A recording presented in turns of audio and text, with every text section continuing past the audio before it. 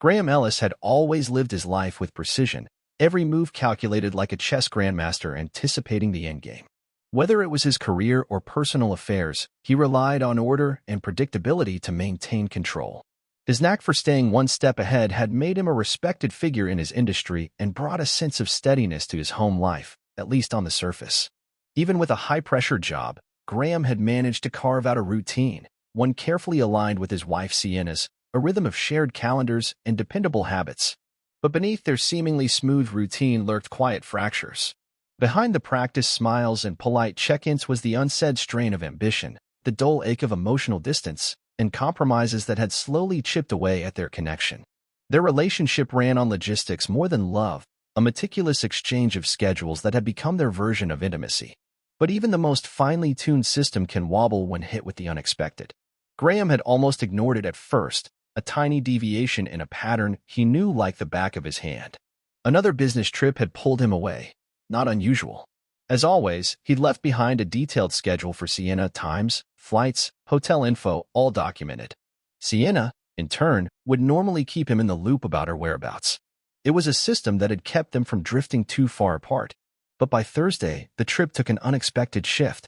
The negotiation wrapped up early, wrapping by 11 a.m., a full day and a half ahead of schedule. His clients were called away suddenly due to a crisis at their East Coast branch, leaving Graham, ever the professional and always ready to pivot, with nothing on his plate. Instead of wasting time, he decided to catch an earlier flight home. He booked a seat, and by early afternoon, he was airborne, heading back to Seattle ahead of schedule. While midair, he tried reaching Sienna to let her know, just out of courtesy. Her home line rang unanswered, so he called her office instead. The receptionist picked up, but something in the exchange made Graham pause. Sienna's assistant, Tessa, was also gone, and Sienna wasn't available either. Odd, given she'd specifically said she'd be at the office all day. Both missing without explanation? It didn't sit right, though Graham initially chalked it up to a fluke. By the time his plane touched down, a low hum of discomfort had turned into a pressing worry. He arrived at their house around 6:30 p.m. to an eerie stillness. The place was dark. Sienna, usually punctual, should have been home by 6.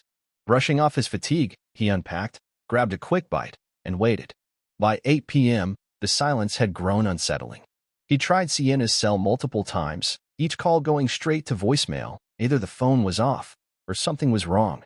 He began pacing, replaying every possibility, a late meeting, a car problem, some emergency. But none of them truly eased his mind. The stillness of the house was too sharp, too loud. Finally, at 9:20 p.m., Sienna called. Her voice came through the line with forced warmth, like she was trying a little too hard to sound concerned. She said she'd called his hotel, only to find out he'd checked out. Apparently this had made her worried. Graham, calm but curious, explained that the meeting had ended early, and he'd come home sooner than planned.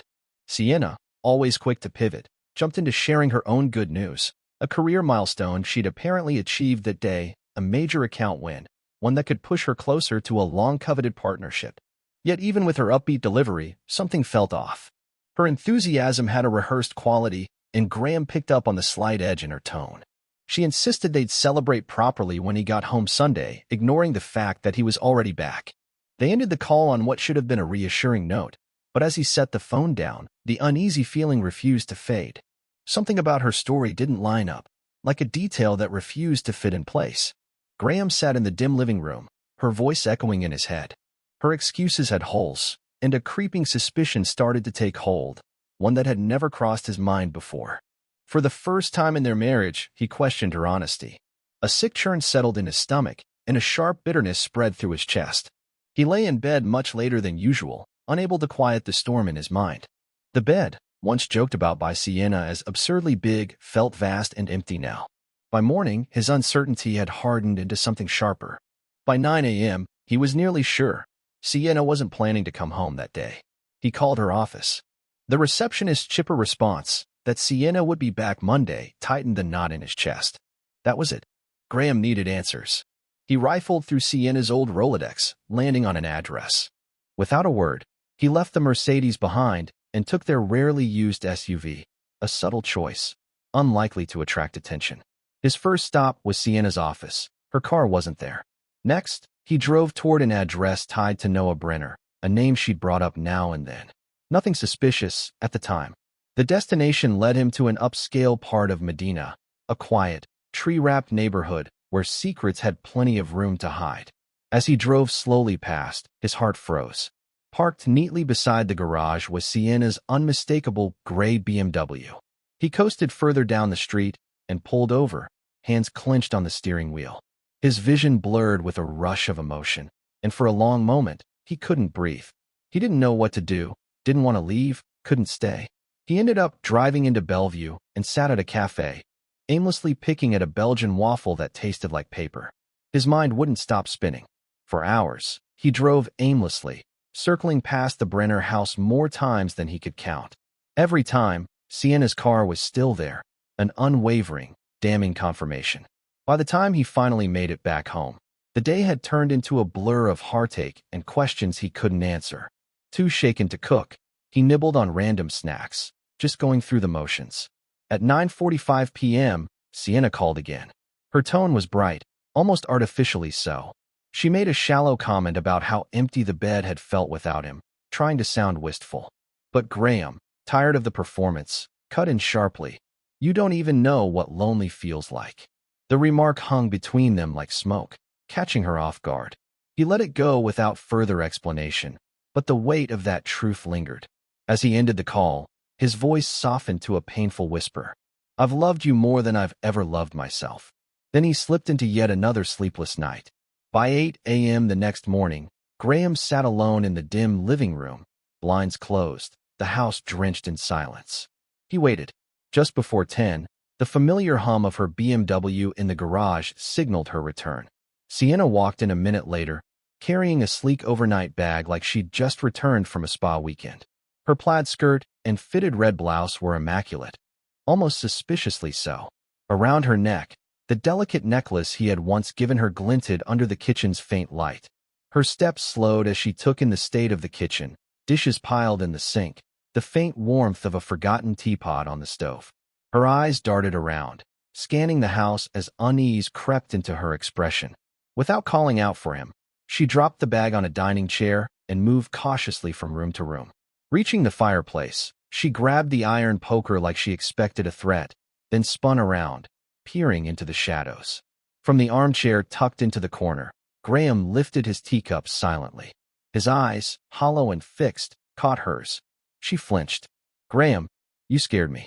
When did you get back?" Her voice trembled as she tried to maintain composure. He took his time responding. "Couple of days." Sienna's knees seemed to give out. She dropped into the chair opposite him, her complexion drained of color. "Why didn't you tell me? Why wouldn't you call? Where have you been?" His tone was devoid of warmth. "I did. Thursday afternoon. You weren't at home. You weren't at your office. Tessa was gone too." He let the silence stretch like a noose. "I was right here in this chair when you called. I spent that night in the same big, lonely bed you mentioned." The silence returned, broken only by the distant murmur of life outside. A car, children arguing, a barking dog. Inside, the sound of Sienna quietly crying filled the air. Graham sipped his tea slowly, then spoke again, this time more pointed. "Something tells me the bed you were in Thursday and Friday night wasn't so lonely." He met her eyes. "Want to tell me what's really going on?" Tears now spilled openly down her cheeks as she buried her face in her hands. "Graham, please. I love you. This wasn't about us. You have to understand that. It was something I felt I needed to do. It doesn't change how I feel about you." His expression hardened. "That doesn't make sense. How does betraying our marriage not affect us?" "It wasn't about you," she sobbed. "It was about repaying Noah for everything he did. For me. For us." Graham stayed perfectly still, watching her fall apart. After a long pause, he stood, refilled his cup, and returned to his chair. "So," he said, voice steady, "explain to me how sleeping with Noah Brenner is some kind of thank you note. Was this his idea? Did he pressure you?" "No," Sienna said quickly, almost too quickly. "He never asked for anything. He helped me because he believed in me. He's not that kind of man." Graham's brow furrowed. "So let me get this straight. He didn't suggest it, didn't ask. And yet you still offered? Is that where this is going?" "You're twisting everything," she cried, panicked. "It wasn't like that. It wasn't meaningless or sleazy." "You're right. It wasn't meaningless, Graham said, his tone softening but no less pained. You're saying it wasn't some cheap one-time thing. That makes it worse. You gave yourself to someone else, something I thought was sacred between us. And now you're telling me that it wasn't even about me. His voice caught as he continued. You were everything to me, Sienna. You were the one thing I held sacred. How am I supposed to process the fact that you gave that to someone else, willingly? Sienna sobbed harder, clutching her knees. It didn't mean anything. I swear. I'm still me. I still love you. I'm yours. He shook his head slowly, staring at the floor. Love isn't just some feeling, Sienna. It's commitment. It's loyalty. It's respect. And right now, I can't find any of that in what you've done. After a long stretch of silence, Graham stood again. He placed his cup gently on the hearth and walked into the dining room. His eyes scanned the backyard, the trimmed lawn, blooming flowers, a space that looked like peace while inside everything felt like chaos. He spoke slowly, his voice low but firm. I wanted to scream. I wanted to call him, to confront him. But I know that won't solve anything. What scares me most is what he probably thinks of you now. That you're accessible. That he can have you whenever he wants. That he had you. The despair in his voice was unmistakable. I honestly don't know if we can come back from this. Maybe we try. Maybe we don't. But either way, it's going to take more than just words to fix this. He suggested they take some space, even within the same house, separate beds, separate rooms. Not out of punishment, but to give themselves the room to really think. To figure out if there was anything left worth saving. He wasn't convinced Sienna had any real intention of fixing what she'd broken. As he stepped out onto the patio, she remained inside, sobbing uncontrollably. He didn't look back. He wasn't sure he could. And yet, even after everything, the words echoed softly in his mind. I still love her. God help me, I do. 8 months later, Graham sat alone in a trendy Portland restaurant on a quiet Friday night. His personal pain had seeped into his professional world, leaving cracks in a once impenetrable career. Graham's firm had remained blissfully unaware of the emotional wreckage he was enduring. Just days after his confrontation with Sienna, they tried to saddle him with a high-stakes crisis assignment. But this time, Graham didn't fold. He turned it down flat, choosing to face the fallout of his crumbling marriage over chasing career milestones. The offer came packaged with vague promises of promotion and the subtle threat of elevating his longtime rival, Eddie Rivera.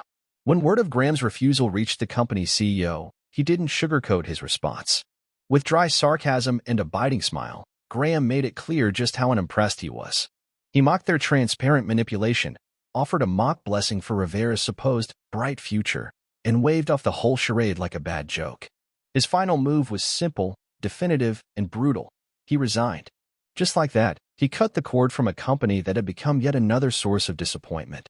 Now jobless and emotionally adrift, Graham was left staring at the ruins of the life he'd so carefully built. But he didn't stay down for long. He'd since taken on a new role as marketing director and lead troubleshooter at Fin Systems Incorporated, a direct competitor to Ashford Electronics.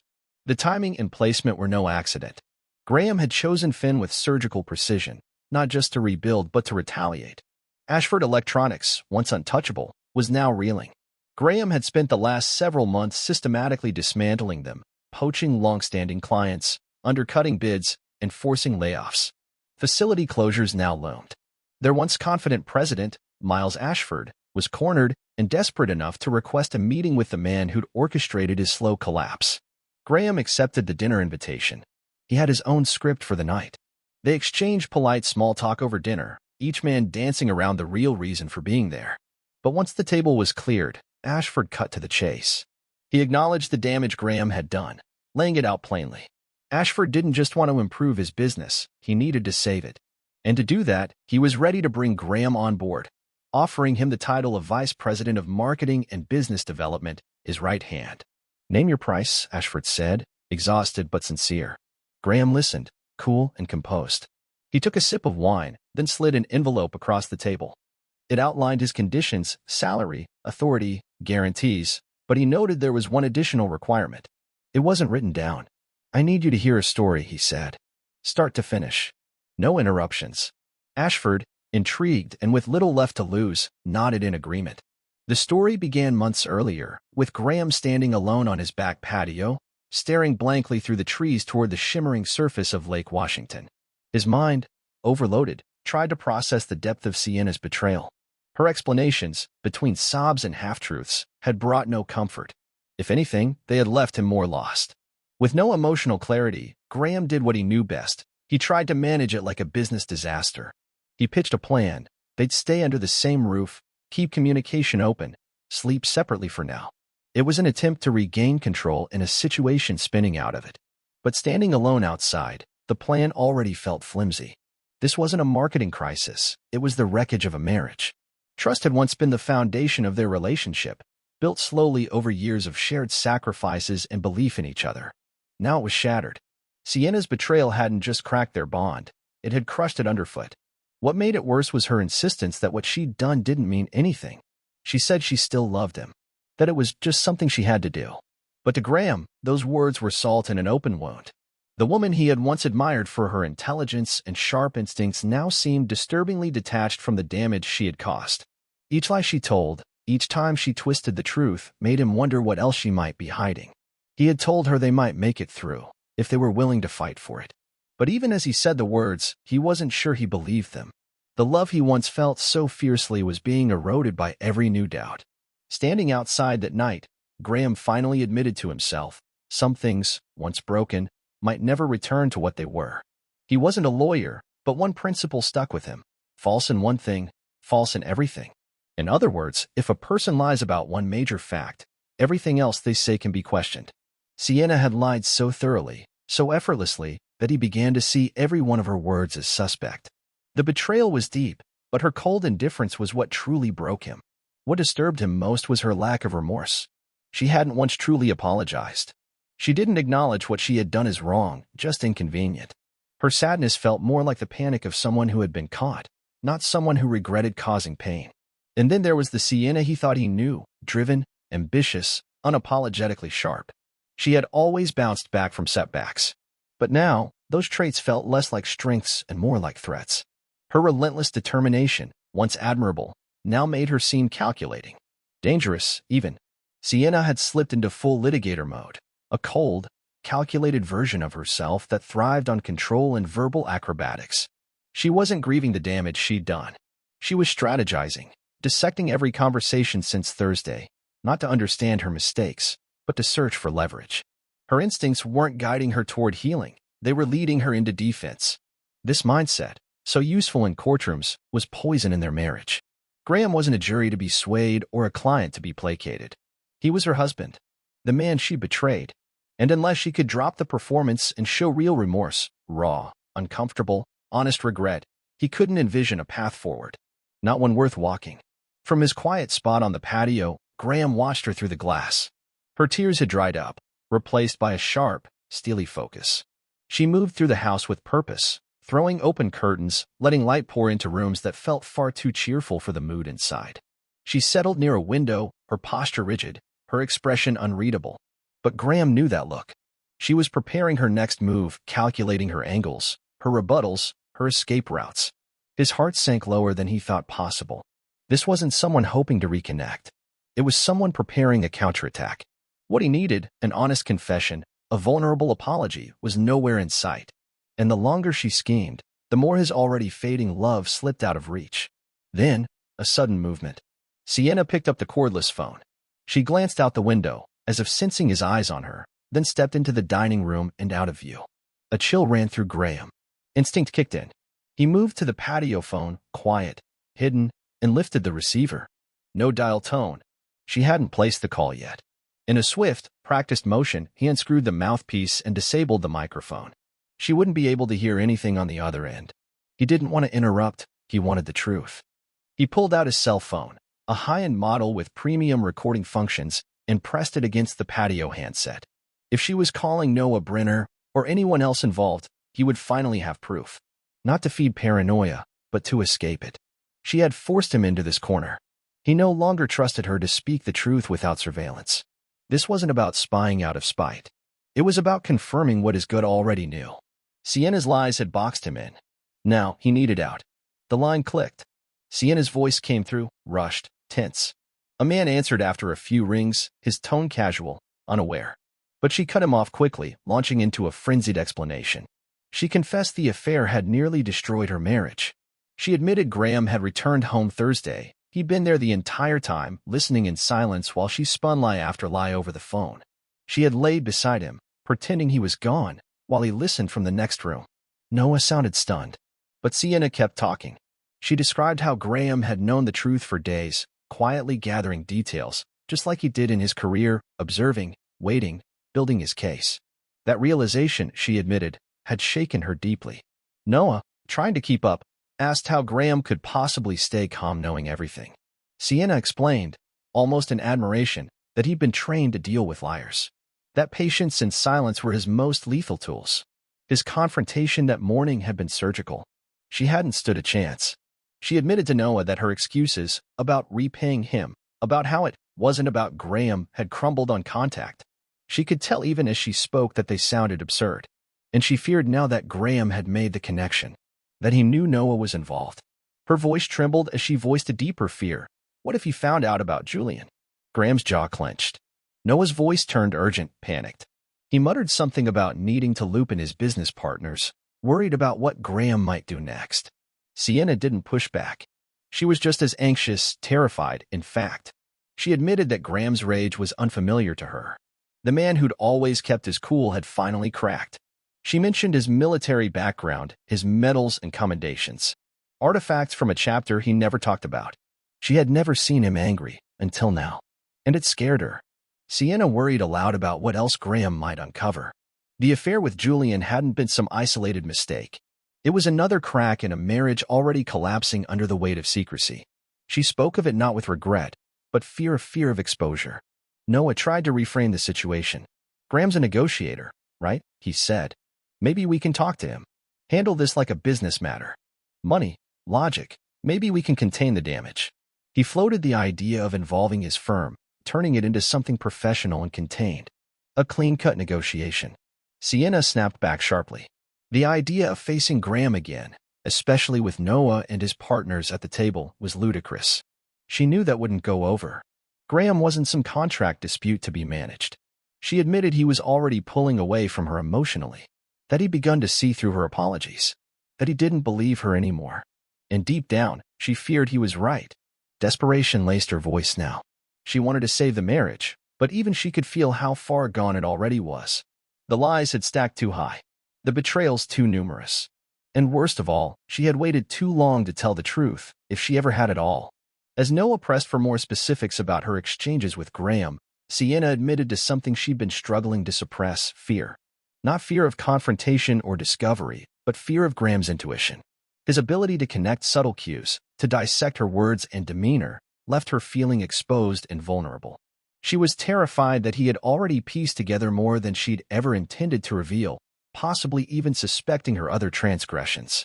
The very system that had promised her advancement, the firm's so-called fast track for rising associates, had spiraled into a personal nightmare. It was built on quiet compromises and covert arrangements, and now it threatened to destroy the life she had once claimed to value. In a bitter shift from desperation to defensiveness, Sienna reminded Noah that he'd personally assured her this path wouldn't jeopardize her marriage. Her voice sharpened as she revealed she'd secretly recorded discussions where Noah and another senior partner, Marjorie, had explained the unspoken deal in explicit terms. She warned Noah that if her world imploded completely, those recordings would be her weapon. Noah, clearly rattled, scrambled to regain control of the conversation. He downplayed their involvement, brushing off the recordings as unnecessary. According to him, the system had always worked fine, and dissenters were simply bought out or gently pushed aside. It was how business was done. But now, he was shifting into damage control.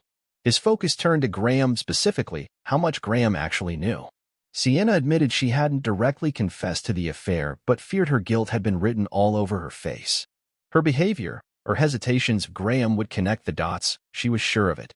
Noah then suggested they spin a cover story. He laid out a polished narrative: long work hours, the emotional weight of a challenging case, moments of mutual vulnerability, and an unfortunate, alcohol-fueled slide into questionable decisions. Nothing overly intimate. Nothing concrete. Just enough ambiguity to allow for plausible deniability. He emphasized urgency. They needed to act fast, coordinate with the other partners, and present a unified version of events. Sienna, trapped between guilt and fear, nodded along. But her eyes betrayed doubt. Their lives were already beginning to collapse under their own weight, and every attempt to cover up the betrayal only made the fallout feel more inevitable. Still, the call ended with her sounding shaken and Noah offering shallow reassurances. His final push was for her to stick with the script. No affair, no intent to deceive, just innocent missteps and overwork. Sienna, unsure and cornered, agreed, though reluctantly. Noah promised that if they moved in sync and had the backing of the other senior partners, they could contain the scandal. They'd treat it like a business crisis, not a moral failing. The firm's image came first. Sienna's marriage, he implied, was collateral damage. On the other end of the line, Graham listened. He heard every word. And with each lie, each calculated phrase, a little more of his love for Sienna dissolved. The truth, raw and undeniable, settled into his chest like stone. She had betrayed him once, and now she planned to betray him again by distorting the reality of what she'd done. The void where his affection had lived was rapidly filling with pain and fury. Needing space to think, Graham took a long walk through the neighborhood.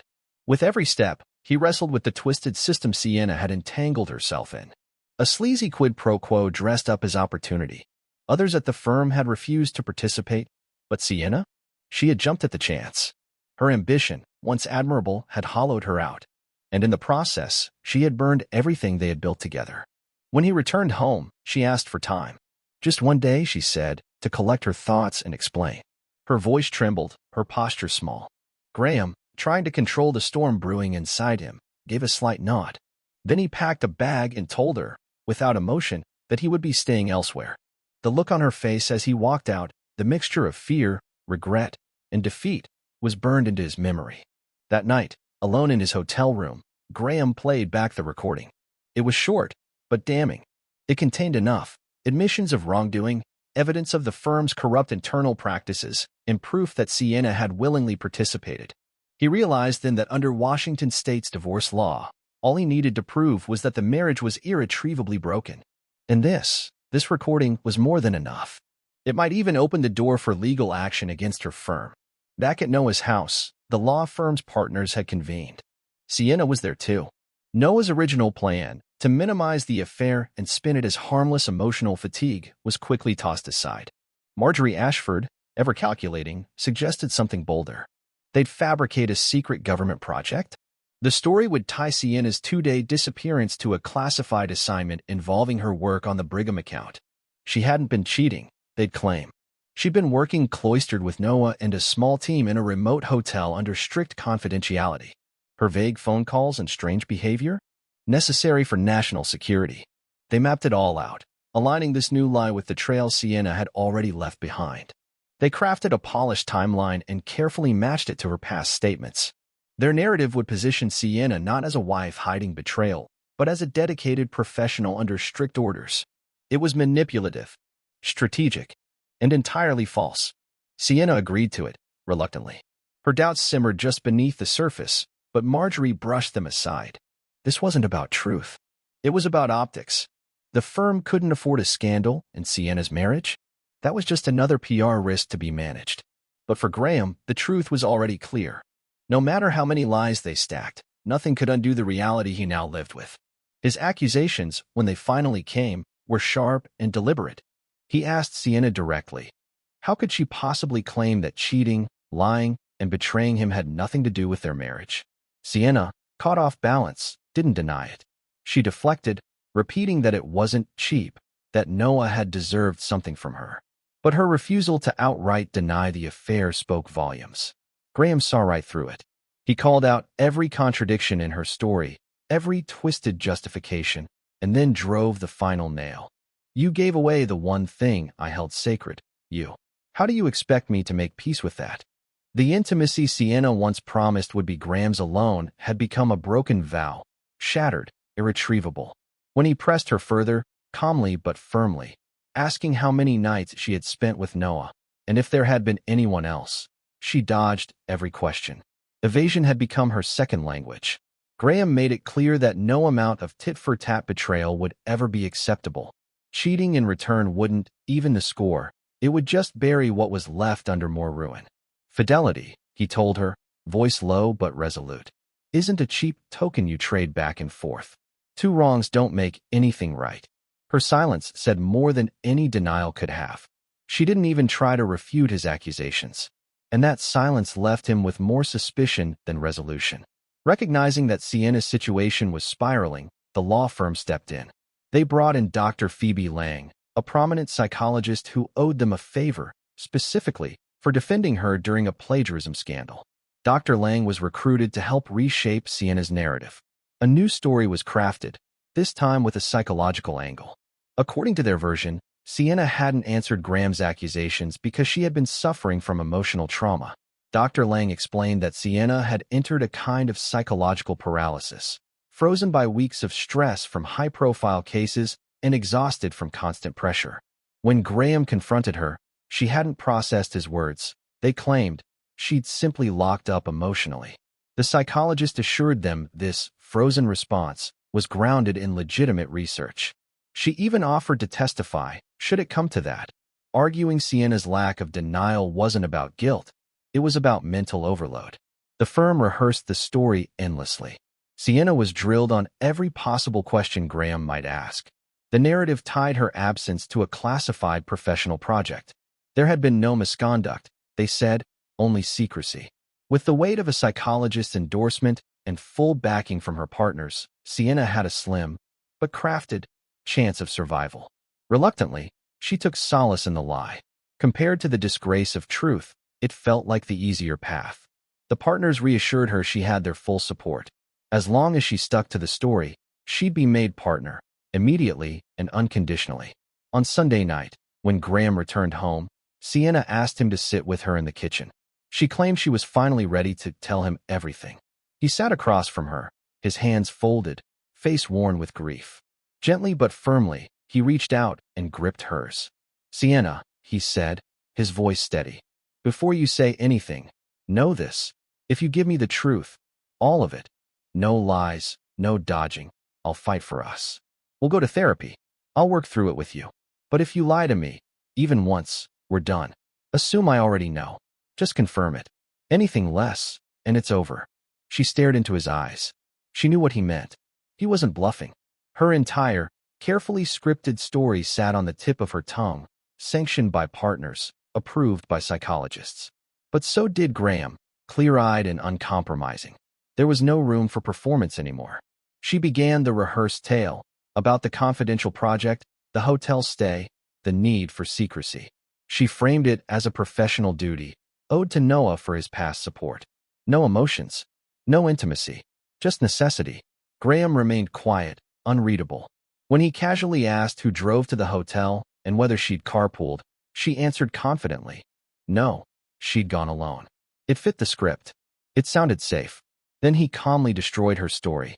He revealed that he had passed by Noah's house multiple times that Friday.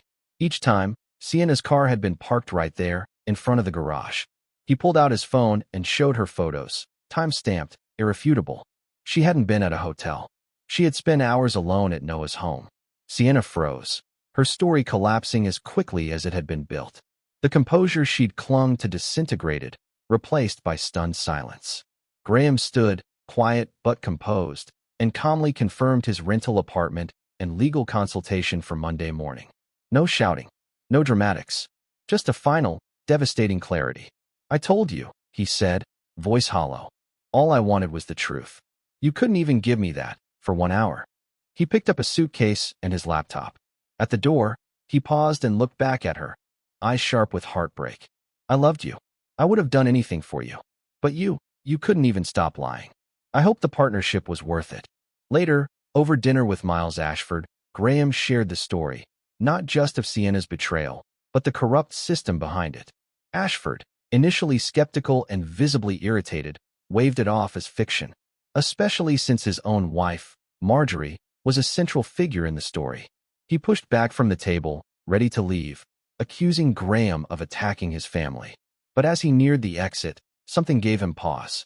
He turned, sat down again, and demanded to know why Graham would fabricate such an elaborate tale. Graham met his eyes. "Tell me," he said calmly, "what part of the story sounds false? The secret project? The manipulated promotion track? The coercive culture? Sienna's fall? Or Marjorie's role in all of it?" Ashford bristled at the mention of Marjorie. Graham pushed further. Would Marjorie swear, under oath, before God, that none of it's true? That landed. Ashford's defiance faltered, his expression shifting to something closer to fear than rage. Then Graham delivered the final twist. I didn't come here for a job. I came because there's something I've been trying to get from Marjorie, something she's refused to acknowledge. And I knew you'd be the only one who might finally force her to. He stood to leave, leaving Ashford with his thoughts and suspicions. It's a shame, Graham added with a grim smile. We could have made your company competitive. But for now, you're not even close. Thanks for dinner. And with that, he walked out, leaving behind a man shaken to the core and a world built on lies starting to fracture under its own weight. It was past midnight when Graham's phone rang, another night without sleep. Rest had become a stranger since the collapse of his marriage. Therapy hadn't helped much either. Some wounds run too deep for words. The voice on the line was unexpected. Graham? It's Marjorie Ashford, the woman said, her voice strained and unsteady. I'm outside your building. There was no mistaking the desperation in her tone.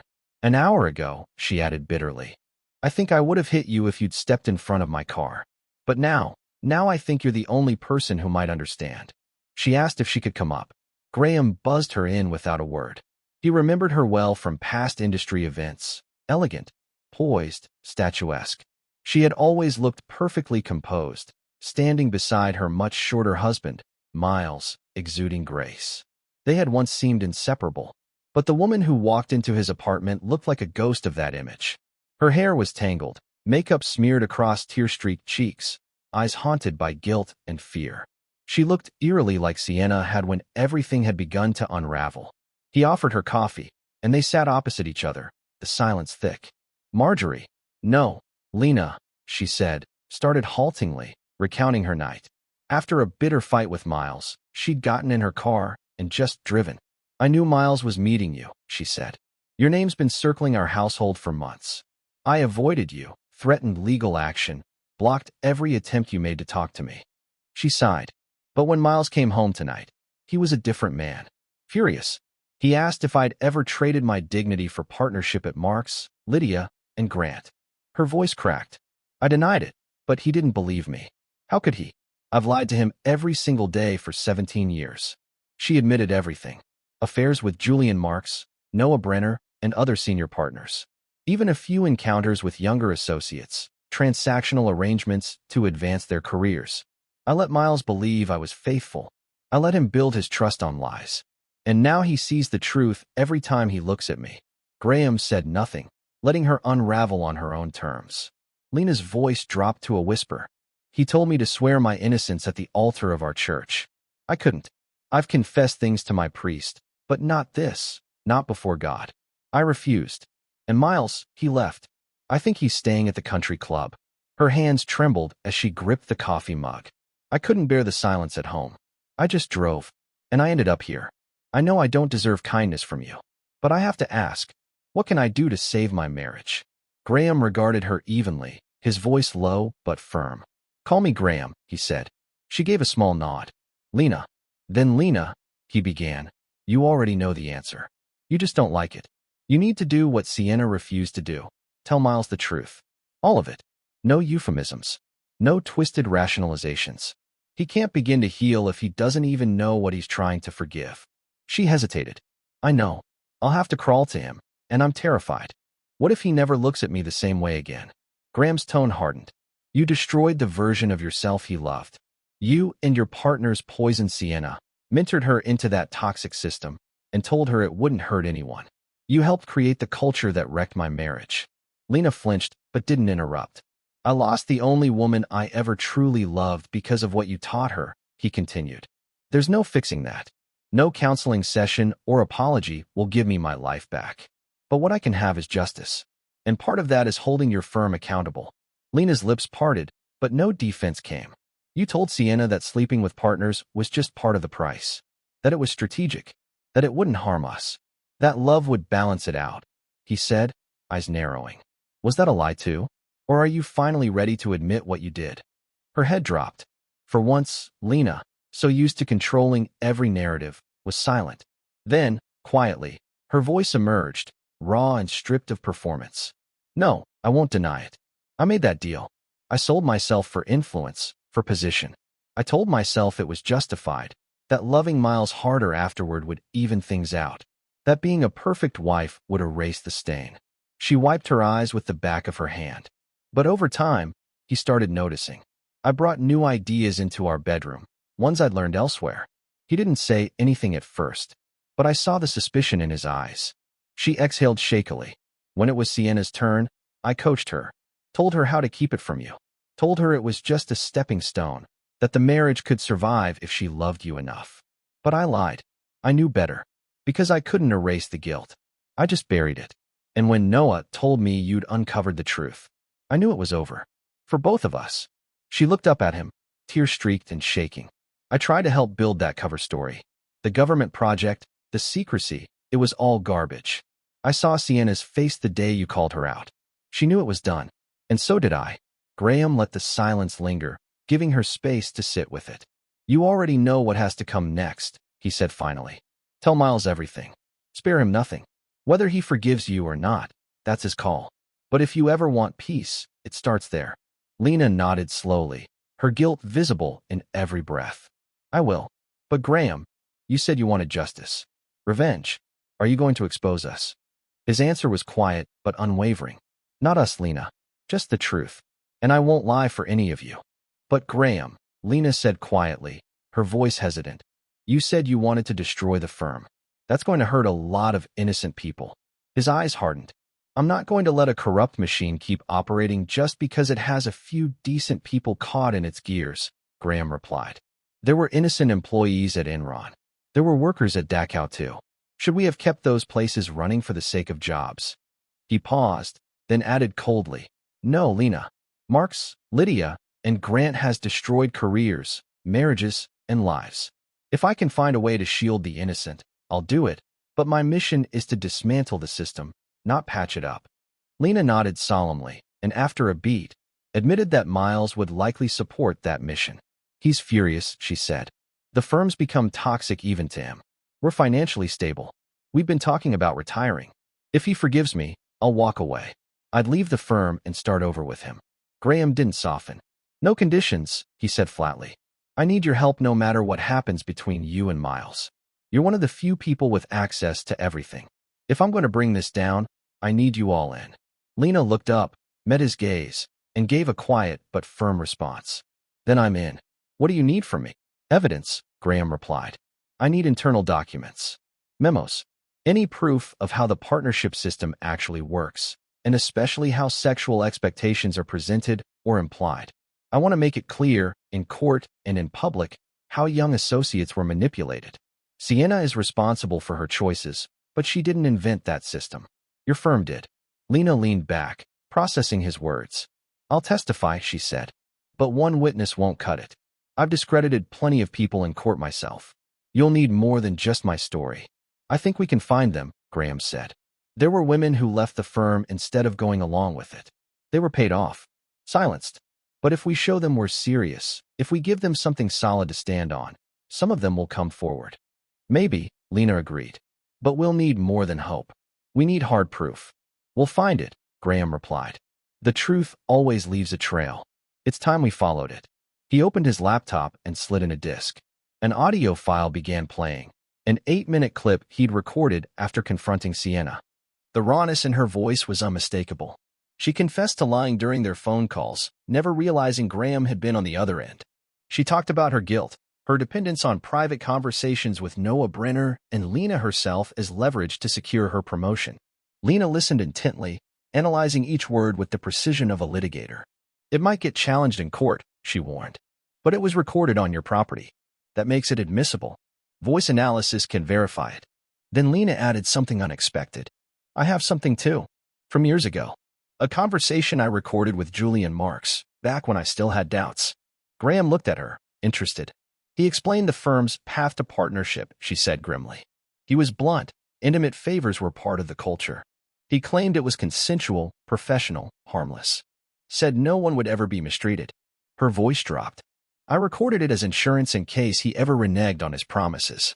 I never thought I'd actually use it. They shifted to logistics. Graham detailed the money he had set aside, nearly $900,000, even after factoring in divorce costs. Lena said litigation would be brutal, but agreed that the firm would likely settle to avoid exposure. The fallout, she said, would be catastrophic. Harassment suits, bar complaints, clients walking away. They won't survive it. Still, doubt lingered on her face. She'd spent her whole career helping build that place. Taking it down wouldn't be easy. I told myself it was a rite of passage, Lena muttered. That it was mutual. That we were professionals. But I see now how warped that thinking was. Graham didn't flinch. It wrecked lives, Lena. Mine included. Sienna didn't just lose her way, she was coached off the path. And you were the one holding the compass. The weight of those words sank into her. Lena sat in silence until finally she nodded. I'll help you bring it all down. Graham leaned back, breathing out slowly. Then he changed the subject. You and Miles, you have a daughter, right? Ella. Lena's face softened slightly. Yes. She's in her final year of law school. Bright, ambitious, she's the best thing we ever did. Graham's tone sharpened. Now imagine Ella walking into Mark's, Lydia, and Grant, trying to make partner. Imagine her being told what Sienna was told. Imagine her sitting across from someone like Julian Marks, hearing that same pitch. The silence in the room became suffocating. Lena stood abruptly and went to the bathroom. When she returned, her face was washed, but drawn, older, wearier. A woman stripped of illusion. I'll resign, she said simply. I'll cite personal reasons and leave quietly. I wish I could tell Miles, but he's not answering my calls. Not after what happened. Graham gave her a nod of understanding. I'll reach out to him in the morning. I'll tell him everything we discussed. Maybe it'll give him a reason to talk to you again. Then he paused, his expression unreadable. One more thing, warned Sienna. Tell her to get out now. Lena blinked. She already did, she said. A few months after you separated. She left the firm. Graham looked surprised. She said it was a step toward accountability. She took a job at Dunn and Associates. No partnership ladder. No trade-offs. Just law. And she made sure there was no conflict of interest between her and your attorney, Irene Dunn. Graham said nothing, but the revelation lingered. Despite everything, Sienna had taken care not to jeopardize Graham's legal standing. She had ensured there were no conflicts of interest, no surprises that could complicate his case. When Lena gently asked why he hadn't yet filed for divorce, Graham answered without hesitation. It just didn't feel necessary, he said quietly. She was the love of my life. And I'm never going to marry again. Whether or not we're legally tied means very little now. It's just paperwork. The following morning, Graham reached out to Miles Ashford. After hearing about Lena's resignation and her decision to help expose the firm, Miles agreed to meet her. They chose a quiet bench near the country club's golf course. There, Lena unburdened herself completely. With raw honesty, she laid everything bare, her past choices, her betrayals, the systemic abuse she had helped normalize. She apologized and begged for forgiveness. She also explained her plan to join Graham in taking down the firm, not just to make amends, but to stop the cycle from continuing. Something in Miles softened. By the end of their conversation, they agreed to continue talking over dinner. On Sunday, they took a long drive along the coast, revisiting the past and dredging up long-buried truths. And in the stillness of that time together, something rekindled. Miles returned home that night, and together, they began the long, painful work of rebuilding what they'd almost lost. Their path, however, was markedly different from Graham and Sienna's. Miles and Lena shared nearly 3 decades of marriage. Their bond had been forged through countless milestones, shared struggles, and a daughter they both adored.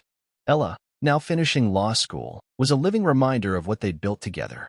And unlike Graham, Miles had his own mistakes to account for. He had once confessed to a brief affair. That past guilt now tempered his judgment and opened the door, however cautiously, to forgiveness. Graham had no such balance. His pain had come unprovoked and unanswered. But for Lena, the reckoning had just begun. She walked into Julian Marks's office that Monday morning with a manila envelope in hand. She handed it to him without a word. Inside, a single sentence. I resign, effective immediately. Julian looked up, confused. Lena, please, sit down, we can I'm not here to talk, she cut in, her voice steady. I'm here to hold you accountable. She told him everything, how their so-called system had corrupted the firm from within, how it destroyed marriages and drove out talent like Nina Delgado, who had refused to trade her integrity for a corner office. She admitted her own complicity, her moral collapse, and the price it had cost her. Miles told me to resign if I wanted any hope of saving our marriage, she said. And he was right. But this isn't just about him. It's about what this place became and what we let it become. As she left, she placed her firm badge on the receptionist's desk. Not tossed, not thrown, laid down with finality. The gesture was simple, but in that building, it was seismic. Back in his office, Julian Marks sat motionless for a long time. Then he picked up his phone and told his assistant to gather all the partners. An emergency meeting. They had a crisis on their hands, but Julian knew deep down it wasn't a crisis. It was the reckoning. The campaign began that week. Graham, now working side by side with Lena, launched a sweeping legal assault. He filed for divorce, publicly naming Noah Brenner and Julian Marks as correspondents, and initiated civil litigation against Marks, Lydia, and Grant. The suits outlined a pattern of sexual coercion masked as career advancement, framing it not as consensual misconduct, but as exploitation embedded in a professional hierarchy. Alongside the civil cases, they filed misconduct claims with the Washington State Bar Association, calling for disciplinary action against the lawyers who had orchestrated or enabled the system. The firm panicked. They scrambled to respond, to spin, to silence. But discrediting Graham and Lena proved impossible. Both had spotless professional records. And now, other voices began to rise. Former associates, interns, junior attorneys. One by one, they stepped forward, many of them women who had once been silenced with settlements or threats. Their stories varied in detail, but the theme was constant, a system that expected intimacy in exchange for elevation. Rumors spread quickly that Graham had damning recordings. Whether or not it was true, the fear alone sent the partnership into chaos. The legal fights were fierce, but the damage had already been done. Public opinion turned. Clients began to flee. The firm's reputation, once elite, plummeted. Eventually, Marks, Lydia, and Grant could no longer sustain itself. Bleeding revenue, hemorrhaging talent, and facing a tidal wave of litigation, they shut their doors. But Graham didn't stop there. He pursued individual partners directly. With Lena's help, he used documented evidence to negotiate settlements, methodically, deliberately. He waited, too, watching for incoming lawsuits from the spouses of those involved. Financial devastation wasn't just an outcome. It was part of the plan. The ripples hit hard. Irene Brenner and Daphne Marks returned from extended European trips, only to file for divorce, each successfully claiming a large share of what little remained of their husband's assets. The Washington State Bar completed its review and delivered its judgment. Noah Brenner, Julian Marks, and several others were disbarred, minimum 3 years, with little hope of reinstatement. The rest received sanctions or suspensions, their careers effectively ended. What began as one man's search for answers became a public reckoning, a systemic purge. Graham Ellis's pursuit of justice had collapsed one of the state's most powerful legal institutions. But more importantly, it had sent a message that echoed through every firm, every boardroom, every unchecked system of influence. If you exploit others for power, you will be held accountable. The process had been exhausting, public, brutal. But in the end, it brought long-denied closure, not only to Graham, but to dozens of others who had carried their pain in silence. In the wreckage, something new had taken root, accountability, however belated. And for the first time in a long while, Graham felt like he could breathe again. Noah Brenner and Julian Marks came to accept the inevitable. Their careers in law were finished permanently. Their divorces had gutted them financially, leaving behind only modest annuities. What remained was barely enough for survival, let alone retirement. Noah moved south in search of cheaper living and warmer weather. There, he made a quiet living ghostwriting legal research papers for students through a questionable online service. But anonymity didn't last. A tipster exposed the company as a front for academic fraud, and one of Noah's ghostwritten papers ended up as evidence in a high-profile criminal case. With his prior disbarment taken into account, the court showed no leniency. He was sentenced to 3 to 6 years for fraud. During his incarceration, Noah contracted a terminal illness, something unrelated to the facility, at least according to official statements. The prison denied all claims of negligence. Regardless, Noah died behind bars, never finishing his sentence. His end was quiet, unnoticed by most, and unmourned by many. Julian Marks took a different path. He relocated to Arizona and found work as a paralegal assistant with a Native American tribal council. While his title was modest, his experience gave him more sway than most in similar roles. Still, he was no longer a lawyer, and he knew it. His days of influence and power were over. But unlike Noah, Julian's life remained largely undisturbed, thanks to Lena. She had asked Graham to let Julian go, and Graham had agreed. With Marks, Lydia, and Grant dismantled, and every guilty partner exposed and punished, Graham finally allowed himself to let go of his relentless crusade. He shifted his focus towards something constructive. At Miles Ashford's request, and after Miles and Lena fully reconciled, Graham joined Ashford Electronics as a high-level consultant. In time, he became the company's core strategist and problem solver. Under Graham's guidance, the business transformed. Efficiency improved. Talent flourished. The firm rose in prominence, emerging as a true competitor in its industry. 3 years later, Miles retired. He and Lena used the opportunity to step into a slower life, purchasing a charming bed and breakfast on the Kitsap Peninsula. Miles sold his ownership stake to Graham, giving him full control of the company. Graham accepted the role of executive overseer, gradually delegating daily responsibilities to a younger leadership team. He'd found peace at last. As for Sienna, she never returned to Graham's life. She had stayed on at Dunn and Associates, maintaining a respectable career and avoiding any firm with a toxic advancement system. Eventually, she married a longtime family friend of the Dunns and moved to the Midwest. But the marriage didn't last. 3 years in, Sienna discovered her husband's infidelity. The irony wasn't lost on her. After the divorce, she moved to California to be closer to her siblings and opened a modest family law practice. She never remarried. In quiet moments, she still thought of Graham, still loved him.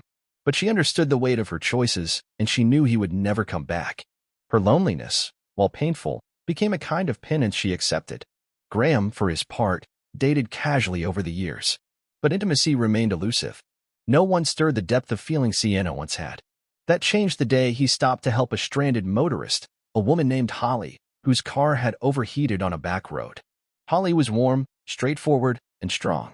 A divorced mother of 2, she was fiercely protective and refreshingly honest.